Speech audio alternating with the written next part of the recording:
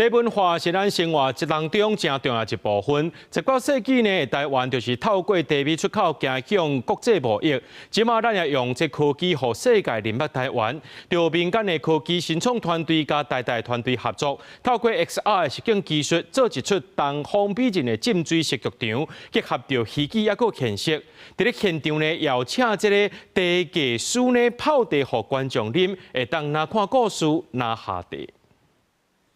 这杯茶哦，是照你要求的死神版的，结果咧，我一咧看吼，拢总着缘啊，茶菜吼全部拢求甲这款型啊。透过 SR 引电实景的技术，带观众进入19世纪后期的台北大潮亭，看东方美人茶是安怎出现，甲台湾茶外销的故事。有民间的科技新创团队甲台大资讯网络与多媒体研究所合作，改编作家邓玉辉的小说《东方美人》，佮结合地质甲嘅音乐，创作沉浸式剧场，希望互观众透过五感去感受故事。2年前啊，我来这个所在听到简碧清伊甲因翁婿伫咧遮拉大提琴，甲伊有一个嘛是茶席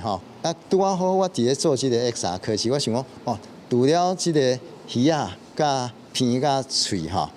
做伙，我还用个目睭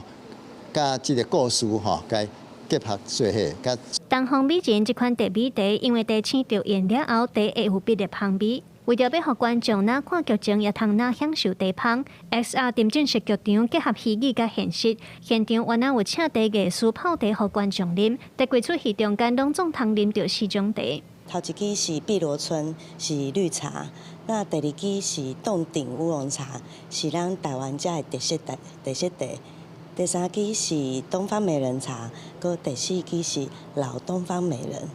都是泡茶这文化加入入去。我相信啉茶的人会感受搁较多。SR 剧场拍算拜2、拜3办伫台大，制作人表示，150年前台湾透过茶米行向世界，即马咱用科技互世界认识台湾，嘛希望透过文学、音乐，也有 SR 技术，互观众伫戏剧甲现实之间，看19世纪的大潮亭茶业发展的改变故事。记者卢尚如、郑俊友台北报道。